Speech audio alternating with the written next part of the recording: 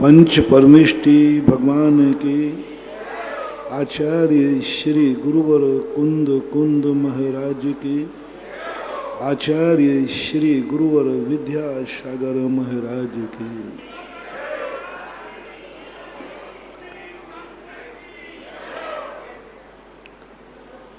कल प्रसंग चला था।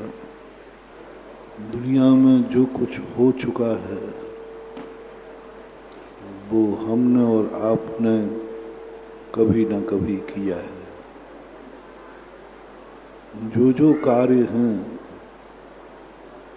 उसका कोई ना कोई कारण भी है और उसका कोई ना कोई कर्ता भी है। इसलिए हम दुनिया को किसी भी कार्य को अकार्य नहीं कह सकते। सब कार्य हैं किए गए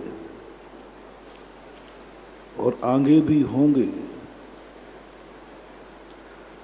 हो सकता है जिस कार्य का आप निषेध कर रहे हैं कल वही कार्य आप करते हुए पाए जाएं। जिस कार्य का आप विधान कर रहे हैं वही कार्य को आप कल छोड़ते हुए पाए जाएं। आप आज मंदिर आ रहे हो सकता है कल तुम इसी मंदिर से मुख मोड़ते हुए नजर आओ। आज तुम जिस मुनियों को प्रवचन सुन रहे हो सकता है कल इन्हीं मुनियों से तुम दूर भाग जाओ। आज जिस पुण्य की क्रिया से तुम कर रहे हो सकता है कल यही पुण्य की क्रिया तुम घृणा करने लग जाओ। आज जिनको तुम माँ बाप कह रहे हो सकता है कल तुम इन्हीं को दुश्मन मानो और उन्हीं का हो सकता है तुम मर्डर भी कर दो। आज जिनकी तुम पूजा कर रहे हो कल उन्हीं का आप अपमान करते हुए पाए जाएंगे। और अतीत में भी किया है। आज जिनको आप सम्मान दे रहे हो कल तुमने इनका अपमान भी किया है। आज जिनको तुम पिता मान रहे हो कल उनके तुम बाप बने हो। आज तुम जिसकी निंदा कर रहे हो घृणा कर रहे हो कल तुम वह थे। आगम साक्षी है। आज तुम कुत्ते से घृणा करते हो आगम साक्षी है तुम कुत्ते कल थे। आज तुम निकृष्ट शूकर की निंदा करते हो मत समझना कि वो ही शूकर है। ये संसार है। अतीत में तुम भी कभी थे। तुम गधे को मूर्ख कह रहे हो चिंता मत करना। जिस गधे की तुम निंदा कर रहे हो तुम्हारे भगवान महावीर स्वामी अतीत में 8 करोड़ बार गधा बने। कितने बार? और तुम गधा की बुराई करते हो। तुम कहते हो ये गधा है। अरे महावीर स्वामी गधा बन चुके। अपन भील शिकारी की बुराई करते हैं। आदिनाथ का 10वां भव भील के रूप में था। महावीर स्वामी भी भील थे, आदिवासी थे। इतिहास सबका हंसी का पात्र है। इतिहास सबका काला है। इतिहास में कौन क्या क्या करके आया है जब शास्त्रों में पढ़ते हैं तो खुद अपने आप से गिलानी होती है कि मैं इतना गया बीता आदमी था। मैं इतना गया बीता था। शास्त्र को पढ़ो। और ये भी ध्यान रखना जब तुम्हें अतीत का ज्ञान हो जाए कि अतीत में मैं भी इतना ही पापी था, इतना ही निकृष्ट था। महावीर स्वामी का अतीत इतना निकृष्ट है, तो तुम्हारा हमारा कितना होगा ये आप जबकि जमा लीजिए। महावीर स्वामी का मात्र एक कोड़ा कोड़ी सागर वर्ष का इतिहास इतना काला है, इतना निकृष्ट है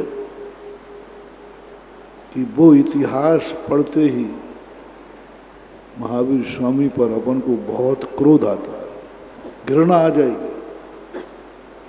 वो तो गली मत रही, भगवान महावीर स्वामी बन गए, नहीं तो अपन आज उनको यहाँ मंच से गालियां देते हुए पाए जाते, घृणा करते हुए पाए जाते। आज जिनको भगवान कह रहे हैं उनको पापी कहते हुए पाए जाते,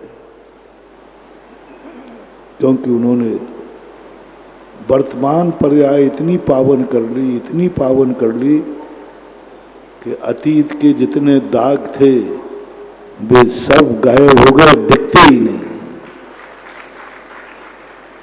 इतने पावन हो गए, इतने पवित्र हो गए, इतना स्वयं चतुष्टय हो गया, इतने करुणावान हो गए वो, इतने दयावान हो गए वो, इतने उपकार हमारे ऊपर कर डाले कि हमें उनके अतीत के दोषी नजर नहीं आते,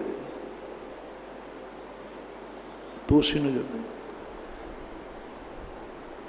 यदि दोषों को अकेले देखो तो आज जो जैन धर्म खतरे में पड़ा है उसकी देन कौन है मालूम आपको? महावीर स्वामी का जीव, वही देन। जितने आज दुनिया में कांटे हैं सब उन्हीं के बोए हैं। 363 मतों के संस्थापक कौन थे?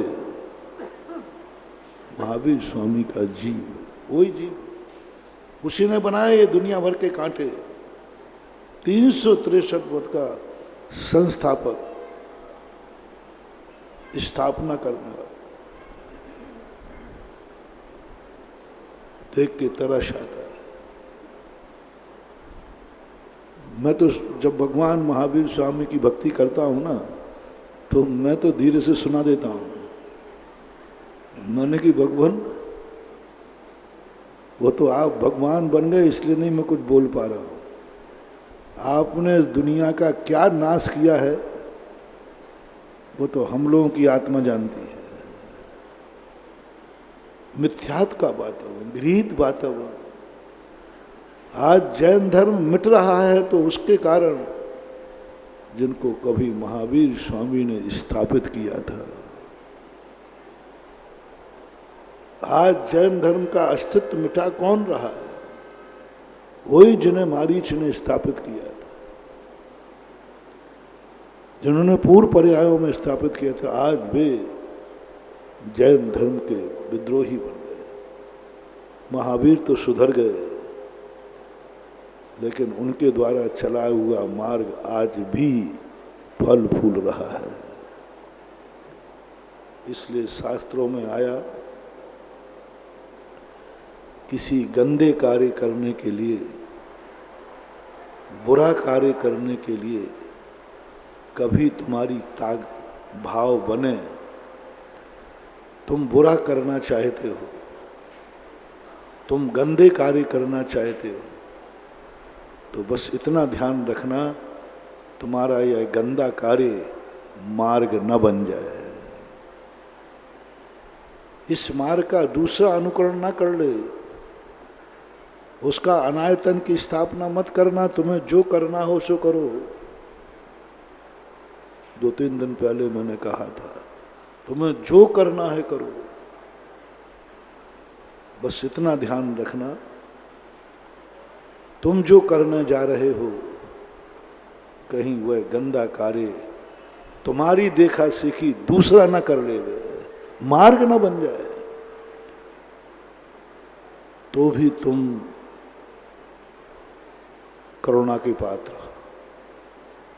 तो भी मैं तुम्हारा कल्याण करने का रास्ता बना दूंगा, तो भी मैं तुम्हारी जमानत ले लूंगा, तो भी तुम्हारा इस दुनिया की अदालत में मैं वकील बन करके तुम्हारा केस लड़ूंगा और तुम्हें जिताऊंगा।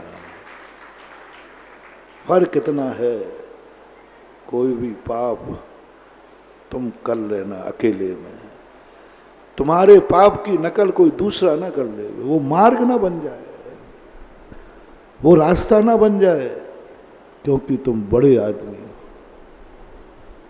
बड़े आदमी जो करते हैं वो रास्ता बन जाता है, छोटा आदमी जो करता है वो रास्ता नहीं बनता, उसका कोई अनुकरण नहीं करता। छोटा आदमी बच्चा है, धन में बच्चा है, उम्र में बच्चा है, अकल में बच्चा है, किसी भी चीज में वो निर्धन है। निर्धनों से आज तक कोई मार्ग नहीं बना, बनता भी नहीं। इसलिए 2 दिन पहले मैंने कहा था, हमें संभालना दुखी लोगों के लिए नहीं है, गरीब लोगों के लिए नहीं है, अंधों के लिए नहीं है, क्योंकि इनसे कोई ज्यादा खतरा नहीं है। क्योंकि ये भली पापी हो जाए, एक भिखारी मजदूर शराब पीता है, ज्यादा खतरा नहीं है, क्योंकि उसकी नकल कोई नहीं करता। भिखारी है, पिएगा नहीं तो क्या करेगा। मजदूर है, मजदूर शराब पीता है, कोई उसकी नकल नहीं करते। मजदूर है, पिएगा नहीं तो क्या करेगा, गंदा आदमी। कुत्ता नाली में बैठता है, कोई कुछ विकल्प नहीं होता। अरे देखो कुत्ता नाली में बैठा है, अरे कहाँ बैठेगा, कुत्ता नाली में ही तो बैठेगा, उस पर कोई प्रभाव नहीं पड़ता। जानवर गंदगी खाते हैं, कोई अनुकरण नहीं करता, गंदगी खा रहे, कुछ भी खा ले, वो कुछ भी खा ले, उससे मार्ग नहीं बनता। कोई जानवर किसी जानवर की नकल नहीं करता, रास्ता नहीं बनता। खतरनाक है बड़े आदमी से, पशुओं से नहीं, नारकियों से कोई रास्ता नहीं बनता, नारकियों का कोई अनुकरण नहीं करता, पशुओं के भी कोई अनुकरण नहीं करते, पशु लोग भी पशु का अनुकरण नहीं करते। एक पशु जाति जिसको ग्रहण करती है, दूसरी पशु जाति उसको ग्रहण नहीं करती, मार्ग ही नहीं बनता, वो पापी है, वो अज्ञानी है। बड़े आदमी खतरनाक हैं, और पूरी 84 लाख योनियों में सबसे श्रेष्ठ योनि कौन सी है? मनुष्य योनि।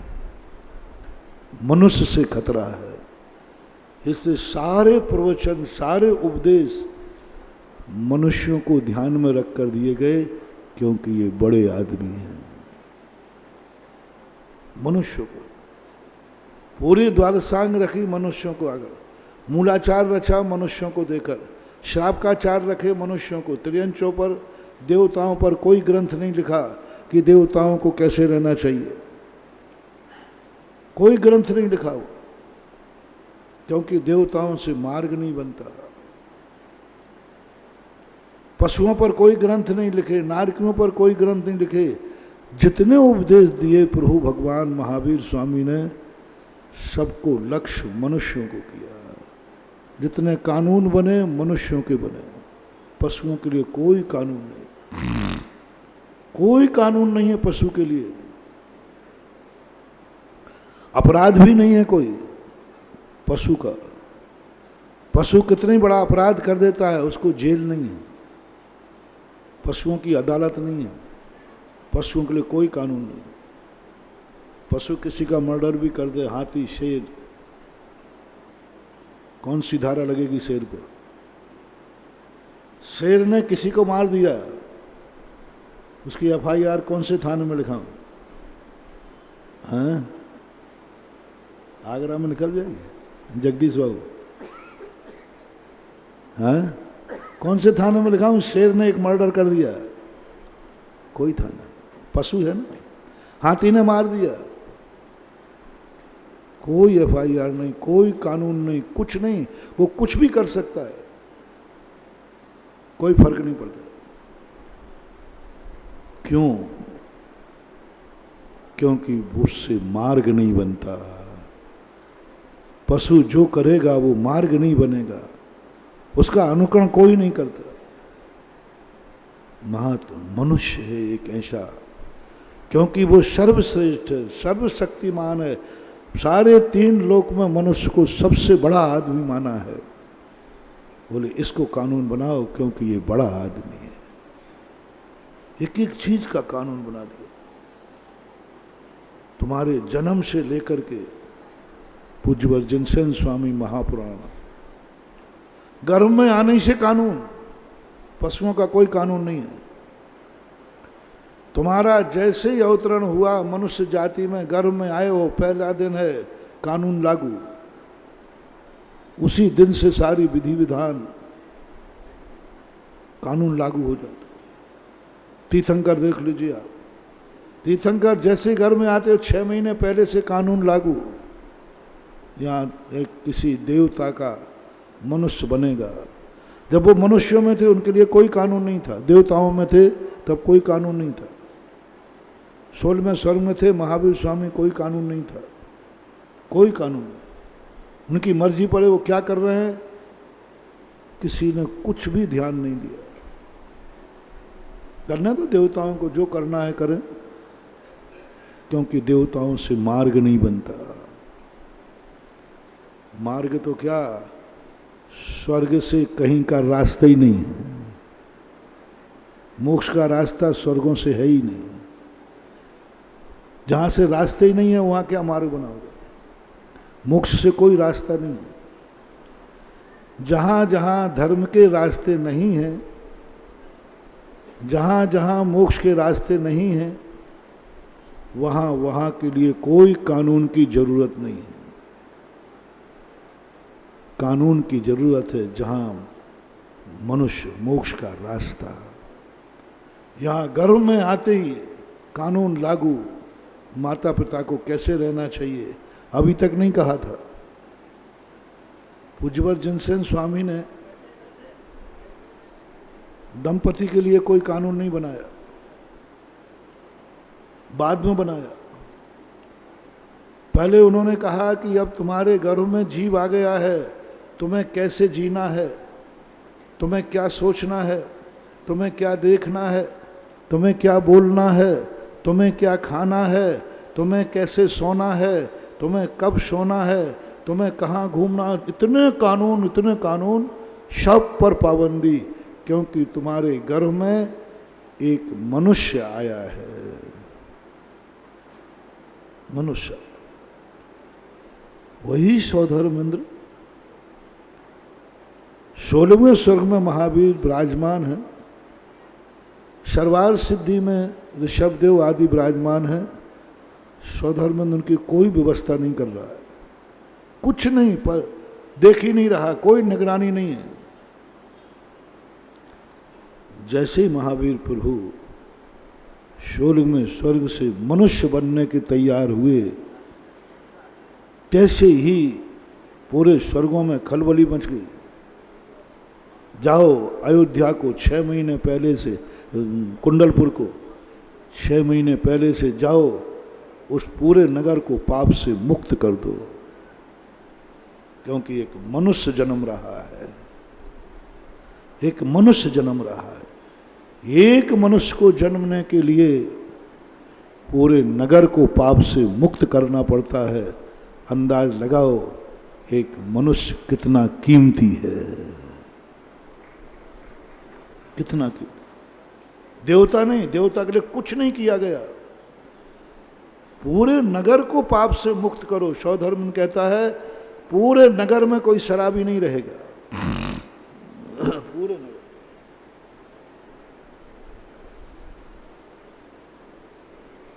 पूरे नगर में कोई जुआड़ी नहीं रहेगा। पूरे नगर में कोई मांसाहारी नहीं होगा। पूरे नगर में कोई किसी का मारने वाला नहीं होगा, हत्यारा नहीं होगा, चोर नहीं होगा, डाकू नहीं होगा, क्योंकि एक मनुष्य का जन्म रहा है। अरे मनुष्य तो एक पेट में आया है, एक माँ की गोद में आना है, एक परिवार में आना है, इतनी बड़ी शुद्धि की क्या जरूरत? 12 योजन की द्वारका जब ऋषभ देव का जन्म, अयोध्या कितने योजन का सौरी पर बटेश्वर जब नेमिनाथ भगवान का जन्म हुआ, सौरी पर बटेश्वर उनका योजन लिखा है, कितने योजन की नगरी थी, यानी किलोमीटरों की पूरे एरिया को पाप से मुक्त करो, क्योंकि बड़ा आदमी 84 लाख योनि का सबसे श्रेष्ठ मनुष्य का जन्म हो रहा है। नगर को पाप, कोई गरीब नहीं रह जाए, कोई दर्द नहीं रह जाए, किसी की आंख में आंसू नहीं आ जाए, कोई किसी को दुख ना दे पाए। 6 महीने पहले से सब झगड़े निपटा देते।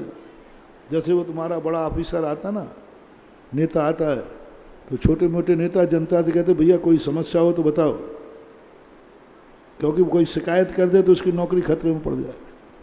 ऐसे ही यहाँ होता है। क्या समझते हो आप बच्चों को जन्म देना, ये मनुष्य पर्याय के बच्चे जन्म लेना कोई गाजर मूली नहीं है रे जो बाजार में मिल जाए। एक मनुष्य बच्चे का माँ बाप बनने के लिए पूरे नगर का शुद्धिकरण किया जा रहा है। कितना बड़ा बेटा बनाना चाहते हो आप, कितनी इज्जत चाहते हो बेटे की, कितनी ख्याति चाहिए आप बेटे की, आप बेटे को क्या बनाना चाहते हैं? जितना बड़ा, जितनी इज्जत, जितनी ख्याति आप बेटे की चाहते हैं, उतने एरिया को जन्म से पहले पाप से मुक्त कीजिए और पूरी दरिद्रता मिटा दी। कोई गरीब नहीं रहना चाहिए। और जाकर के जब तीर्थंकर का घर में आए, उसके बाद 56 कुमारियां भेज दी। पशुओं के जन्म के लिए कोई जरूरत नहीं थी, उनसे मार्ग नहीं बनता। 56 कुमारियां, 8 कुमारियां, गर्भशोधन। माँ कितने लाखों करोड़ों वर्षों से मरु देवी थी, बहुत बड़ी उम्र थी नाभि राय की, पल्ल के असंख्यात में भाग प्रमाण उम्र थी। लाखों करोड़ों वर्ष से नाभि राय थे, मरु देवी थी, देवताओं को कुछ नहीं पड़ी थी। होगी मरु देवी, क्या खा रही है, क्या सोच रही है, क्या बोल रही है, क्या सा जीवन देती है, किसी को कुछ नहीं पड़ी थी, कोई लेना देना नहीं।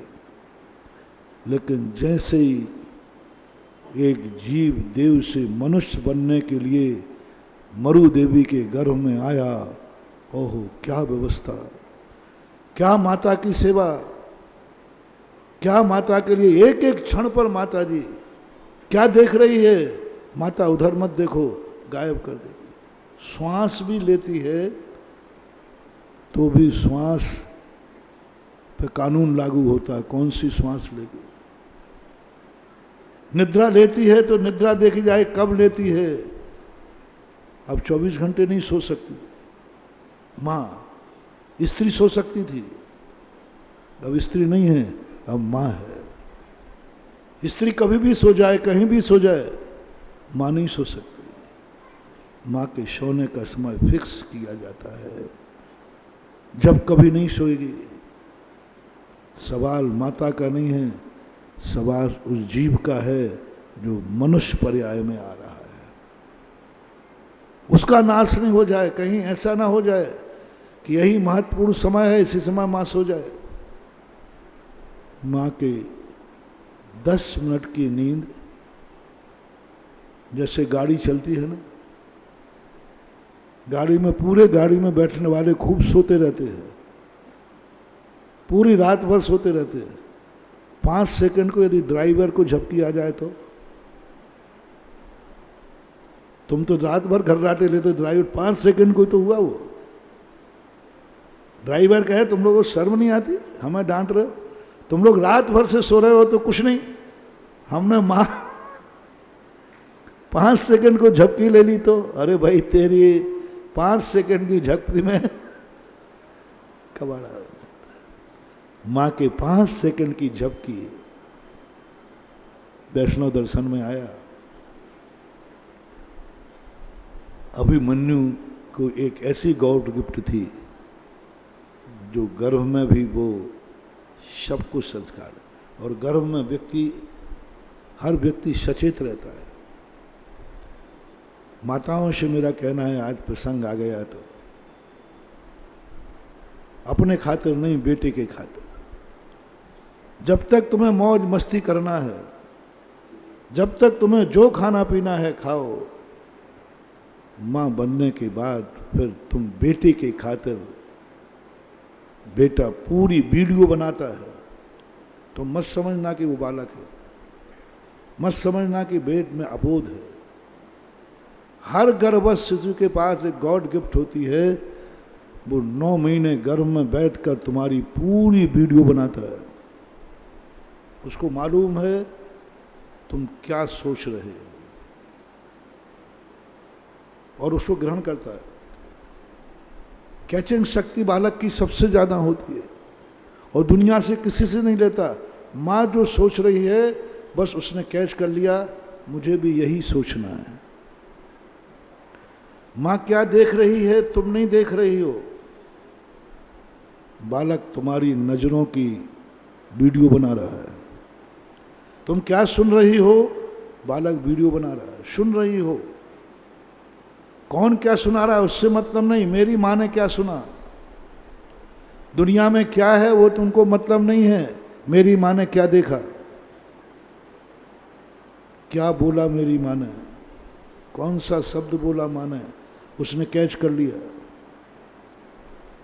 और नहीं हो तो जो माँ बनने वाली हो, आज के इस प्रवचन को पूज्यवर जिनसेन स्वामी का प्रमाण मान करके तारीख बाई तारीख नोट कर लें। मैंने आज ये किया है, ये सोचा है, ये देखा है, ये खाया है, और वो डायरी रखना सुरक्षित। बालक जन्म के बाद बड़ा होगा, जो जो तुमने किया है वो जरूर अपनी जिंदगी में करेगा, कोई नहीं टाल सकता। यदि तुमने कुछ भी देखा है बुरा, आप नोट कर लेना, बालक अपनी जिंदगी में एक बार वो बुरा जरूर देखेगा, उसका नंबर आएगा। फिल्म बनी हो, उसकी फिल्म बनी हुई रखी है, वो मेमोरी में पड़ी हुई है, और वो जिंदगी में एक बार जरूर आए। तुमने क्या खाया है, बालक जिंदगी में एक बार जरूर खाएगा। आप लाख उपाय करना, प्रैक्टिकल करना, इसको डायरी मेंटेन करना, 9 महीने की डायरी मेंटेन करना, और डायरी को सुरक्षित करना और देखना। जो जो तुमने किया हो आप सारी हरकतें डायरी में नोट करना, प्रैक्टिकल करना। इसलिए मैं कह रहा हूं कि हर माह के बाद कानून लागू होगा। यदि तुम्हें कानून नहीं मानना है तो मेरा बहुत अच्छी तरह से निवेदन है, मां मत बनना, मत बनना। स्त्री बने रहना, पुरुष बने रहना, पिता मत बनना। अभिशाप है पिता बनना, मां बनना बहुत बड़ा अभिशाप है। शुरू से यदि अपन लेते हैं तो तुम अकेले जिंदगी में तुम जो कुछ भी करना चाहो, जो कुछ भी करना चाहो, अकेले रहना। तुम बहुत सारे पाप करने के बाद आपको पाप का बंध बहुत कम होगा। आप जो कुछ भी करना है, आप खूब शराब पीना, गुटखा खाना, जल्दी मर जाना, ज्यादा पाप नहीं लगेगा, जल्दी। लेकिन अकेले मरना, शादी मत करना। खूब शराब पीना, अकाल में मर जाओगे, कोई ज्यादा पाप नहीं लगेगा। गुटखा खाओगे, कैंसर हो जाएगा, ज्यादा पाप नहीं लगेगा, लगेगा सही। जो कुछ तुम्हें करना है, यदि तुम्हारा बुरे कार्य करने का मन है तो महानुभाव, मेरा दुश्मन भी है, तो उससे मेरा बहुत बड़ा आग्रह है कि वो शादी ना करे, अकेला रहे। अभी माँ बाप की बात मैं बाद में करूँगा। माँ बाप की बात भी करना। शादी ना करे, क्योंकि शादी करने के बाद तुमने शराब पी, गुटखा खाया और तुम्हारी अकाल में मौत हो गई, तो तुम्हें एक नारी की जिंदगी बर्बाद करने का जो पाप है वो शराब पीने से भी ज्यादा खतरनाक है।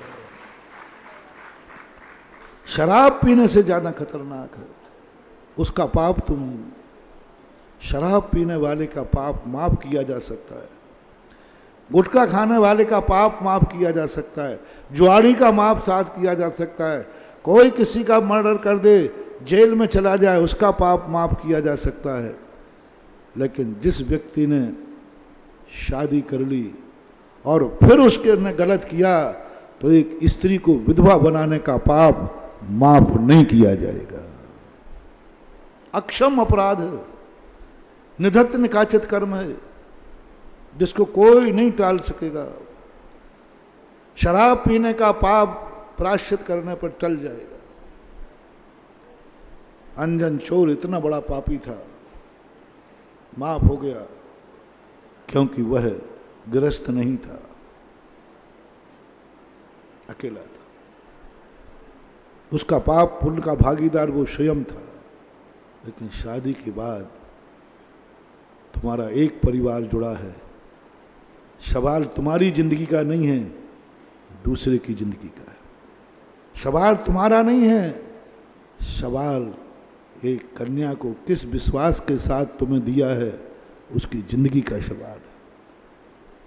यही तो सब गड़बड़ हो रहा है। हम धर्म कर रहे हैं, सब कुछ कर रहे हैं, लेकिन हम मूल बातों पर नहीं जा रहे। जब श्री राम से सीता के अपहरण के बाद कहा गया आप विकल्प मत करो, सीता चली गई तो चली गई, दूसरी सीता आ जाएगी, दूसरे लोग विवाह देंगे। बहुत सारे जैन दर्शन के अनुसार रानियों का उनके यहाँ कमी नहीं थी। रामचंद्र जी से विवाह करने वाली कन्याओं की कोई कमी नहीं। सीता के अपहरण के बाद यदि रामचंद्र जी दूसरी शादी करते तो उनको कोई कन्या देता कि नहीं? आगरा वालों, हाँ महाराज, अरे रामचंद्र जी कौन नहीं देता? क्या कहते हैं, कैसे हैं वो मर्यादा पुरुषोत्तम? बोले हे भाइयों, लखन भैया ही बैठे थे, तुम क्या समझ रहे हो मैं एक स्त्री के लिए लड़ रहा हूं? मैं एक जोरू का गुलाम हूं? मैं स्त्री पर मोहित हूं क्या? मैं एक स्त्री के लिए नहीं लड़ रहा हूं, मैं अपने वचन के लिए लड़ रहा हूं। सवाल है कि एक परिवार ने, जनक जी ने मेरे ऊपर विश्वास करके कन्या दी थी और विदा करके कहा था, राम मैंने इस कन्या को नाजों से पाला है, आज तक जिंदगी में इसकी आंख से आंसू नहीं आया, आज तक कोई इस पर आंख नहीं उठा पाया। अब ये सारा दायित्व तो मैं तुम्हें देता हूं। जनक के साथ जो विश्वासघात हुआ, मैंने वचन दिया था, आप चिंता मत रखें पिताश्री, आपकी बेटी हम यहां से भी ज्यादा सुखी रहेंगे। उस वचन का क्या होगा? जनक के विश्वास का क्या होगा? और हमारी क्षत्रियता का क्या होगा? काय का क्षत्रिय है जो एक अपनी रानी का, पत्नी का रक्षा नहीं कर पाया, वो दुनिया की रक्षा क्या खाक करेगा? क्या करेगा दुनिया में? जो अपनी पत्नी की रक्षा नहीं कर पाया वो दुनिया की क्या रक्षा करेगा? क्षत्रियता कलंकित हुई है, विश्वास कलंकित हुआ है। बस इस कारण से मैं यह युद्ध लड़ूंगा, स्त्री के लिए नहीं, विश्वास के लिए। महानुभाव, आप सबसे मेरा कहना, कोई भी गलत कार्य शादी के बाद करो तो एक ही बात सोचना, मेरे साथ एक जिंदगी है जिसने हमें विश्वास करके हमें दिया है यदि मैंने शराब पी अकाल में मर गया तो मेरे मरने से कुछ नहीं होने वाला, मैं मर जाऊंगा, जहां जाऊंगा चला जाऊंगा। लेकिन तुम्हें मालूम, तुम्हारी पत्नी विधवा हो जाएगी, उसका क्या हाल होगा, उसकी क्या दुर्दशा होगी, वो इस जगत के लिए अवसगुन हो जाएगी। दुनिया थितकारी, अलग करो सो मांगलिक कार्य में विधवा है, दुनिया नकारेगी, क्या कर्म फूटक, क्या क्या होगा उसके साथ, वो सारा पाप तेरे खाते जाएगा, क्योंकि तू अकाल में मरा है, शराब पी के मरा है, कोई नहीं बचा सकता। पूरी जिंदगी भर विधवा स्त्री की आंख में जो आंसू आया, विधवा स्त्री का जब जब अपमान होगा, विधवा स्त्री जब जब रोएगी, वो आंसू, मरने वाला पति दुनिया में कहीं चला जाए, वो अभिशाप उसको सैकड़ों भवों तक नपुंसक बनाएगा। विधवा करके जो गया है, कोई एक्सीडेंटल करके नहीं, शराबी, जुआड़ी, पापी, सब जेल गया, सब जो जो अपमान, तुम तो जेल में पड़े हो, इधर अपमान झेल रही है पत्नी, टॉर्चर, वो सारे अभिशाप तुम्हारे गए। इसलिए आप जब एक से दो जिम्मेवारी तुम्हारे ऊपर आ जाए तो महानुभाव, आपसे मेरा बहुत अच्छी तरह से कहना है कि आप अपने आप को सुधार लो। बेटे, अपनी पत्नी के खातिर वो पाप नहीं काट पाएंगे, विश्वासघात के पार। मैं ऐसा कोई कृत्य नहीं करूंगा जिसका दुख मेरी पत्नी को भोगना पड़े। सुन रहे हो रे जोरियों के गुलाम? स्त्री तुम्हें प्राण प्यारी है ना? प्यारी, हाँ, बहुत बहुत बढ़िया, मैं मना नहीं कर रहा हूं। चलो आज एक सौगंध कर लो, मैं तुम्हारी स्त्री का त्याग नहीं करा रहा हूं, बाबा जी नहीं बना रहा हूं, आगरा वाले बनाऊंगा भी नहीं, बनेंगे भी नहीं, पागलों को कौन बनाता है। लेकिन एक नियम ले लो, मैं अपने शादी करने के पहले और जिनकी हो चुकी हैं, मैं ऐसा कोई भी कार्य नहीं करूंगा कि मेरे करने पर इसका दुख मेरी पत्नी को उठाना पड़े। बस इतनी सी बात कह रहा हूं, कोई धर्म का नियम तो नहीं दे रहा हूं। करोगे तुम और दुख किसको उठाना है? शराब पी के मरोगे तुम, विधवा कौन होगी? गुटखा खा के कैंसर से मरोगे तुम, विधवा कौन होगी? अपराध करके जेल में सड़ोगे, परेशानी किसको होगी? अपमान किसका होगा? टॉर्चर के तुम तो जेल की कोठरी में बंद हो जाओगे, वो तो मंदिर भी जाएगी, वो तो बाजार में भी जाएगी, लोग कहेंगे यही है, इसका ही पति है। पूज्य वर्जिन सेन स्वामी महाराज क्या गजब का गृहस्थी को संभाला है उन्होंने, ऐसा गृहस्थी को संभाला, पढ़ करके मैं स्तब्ध रह गया कि प्रभु गुरुदेव, आप तो बाल ब्रह्मचारी हैं।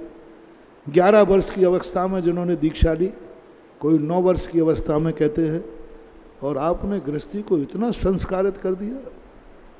हाँ, वो जानते थे सभी मेरे समान छोटी उम्र में संयम धारण नहीं कर सकेंगे, कुछ ग्रस्त बनेंगे तो उनके लिए भी रास्ता उन्होंने दिया कि बस हर पुरुष के लिए एक बात ध्यान रखना है, मेरे कारण का दुख मेरी पत्नी नहीं उठाएगी। यहां से सुख करो। और यदि आप अनाथ नहीं होना चाहते हैं, अनाथ नहीं होना चाहते, तो आप बेटे यदि हैं और माता पिता पर आपका थोड़ा भी उपकार है या आप मानते हैं, तो ऐसा कोई भी कार्य मत करना जिससे माँ बाप को भोगना पड़े। या तो माता पिता बनो ही नहीं, सम्मूर्छनों में जन्म लो। जो व्यक्ति ऐसा कृत्य करता है जिससे माता पिता को शर्मिंदा होना पड़ता है, माता पिता पर लांछन होता है, कैसा बेटे को जन्म दिया, माता पिता पे उंगली उठती है, जाओ, कितने भाव हम गिनती नहीं कर पाएंगे, सम्मूर्छनों में जन्म लोगे और सम्मूर्छन जितने होते हैं संपूर्षण नपुंसकानी, पूज्यवर उमा स्वामी महाराज तत्वार सूत्र में। सम्मूर्छन माता पिता नहीं मिलेंगे, जन्म तो होगा बिना माँ बाप के, जन्म तो होगा, माँ बाप नहीं हो। जैसे मच्छर है, मेंढक हैं, ये बिना माँ बाप के जन्म जाते, क्योंकि तुमने एक बार ऐसा कुकृत किया कि जिसका दुष्परिणाम माँ बाप को भोगना पड़ा। यदि तुम चाहते हो कि मेरे माँ बाप से रहित मैं कभी अनाथ नहीं,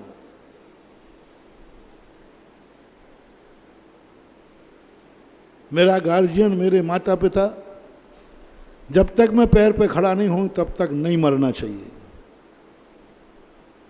मैं आपकी गृहस्थी की बातें कर रहा हूं। जब तक मैं पैर पे खड़ा नहीं हूं तब तक मेरे माता पिता का मरण नहीं होना चाहिए। अनाथ कौन कहलाता है? बेटा पैर पे खड़ा नहीं हो पा रहा, उसके पहले ही माँ बाप मर गए, उसको बोलते अनाथ। आप अनाथ नहीं होना चाहते हैं? सदा मेरे ऊपर बड़ों की छाया बनी रहे। दुनिया में ऐसे लोग हैं रे महानुभाव, जिनकी जिंदगी इतनी पावन होती है कि उनके घर में जन्म लेते ही कभी कोई मरता ही नहीं है, वे कभी अर्थी में कंधा नहीं देते अपने परिवार का। ऐसे लोग हैं। किसने बांध दिया ऐसा पुण्य? तीर्थंकर जिस कुल में जन्म जाते हैं उस घर में यमराज का प्रवेश वर्जित हो जाता है। कोई नहीं मरेगा, स्टे ऑर्डर है। तीर्थंकर बैठे, दादाजी भी हैं वो भी नहीं मरेंगे, पिताजी नहीं मरे। तीर्थंकर जब तक घर में हैं कोई नहीं मरेगा, सारे गार्जियन जिंदा रहते हैं। तीर्थंकर के सामने उस घर से किसी की अर्थी नहीं उठती। कितने 84 लाख पूर्व तक, 84 लाख पूर्व तक कितनी उम्र हो गई? 84 लाख में 84 लाख का गुणा करो, जितना आवे उतना एक पूर्व, ऐसे 84 लाख पूर्व। हमारा कंप्यूटर नहीं निकाल पाएगा। 84 लाख गुणित 84 लाख, इसका एक पूर्व, ऐसे 84 लाख पूर्व। 84 पूर्व नहीं, 84 लाख पूर्व तक उस घर में कोई मरा नहीं।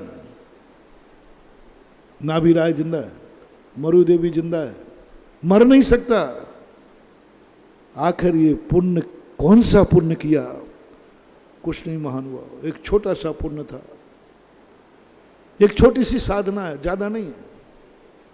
उसके लिए मुनि नहीं बनना, त्यागी वृत्ति नहीं बनना, कोई तपस्या नहीं करना, बस एक ही नियम लेना है कि मैं अपनी जिंदगी में ऐसा कोई कार्य नहीं करूंगा जिससे माँ बाप को दुख उठाना पड़े।